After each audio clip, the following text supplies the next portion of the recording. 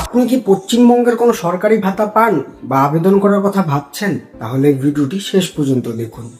সামাজিক কল্যাণমূলক প্রকল্পের যোগ্যতা নিয়ে জোর আলোচনা শুরু হয়েছে।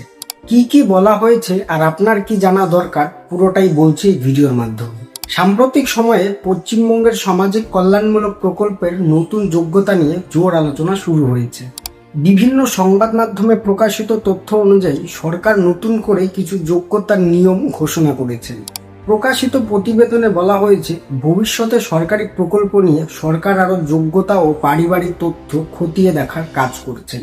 যেসব বিষয় নিয়ে সবথেকে বেশি আলোচনা হচ্ছে সেগুলির মধ্যে রয়েছে একাধিক বিয়ে করার ক্ষেত্রে কিছু প্রকল্পের যোগ্যতা প্রযোজ্য করা হয়েছে। শিশুদের টিকাকরণ সম্পূর্ণ হয়েছে কিনা তাও খতিয়ে বিচার বিবেচনা করে দেখা হচ্ছে। প্রকল্প ভেদে শিক্ষাগত ও অন্যান্য যোগ্যতাও থাকতে পারে। শুধুমাত্র যোগ্য ও যাদের কাছে সম্পূর্ণ নথিপত্র থাকবে তারাই আবেদন করার সুবিধা পাবেন।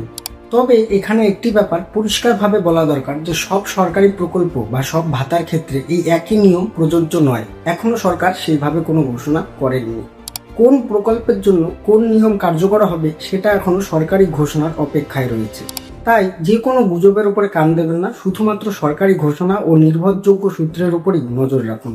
ভিডিওটি ভালো লাগলে লাইক করুন, কমেন্ট করুন এবং শেয়ার করুন। আর এই ধরনের সরকারি আপডেট পেতে হলে আমাকে ফলো করে রাখুন।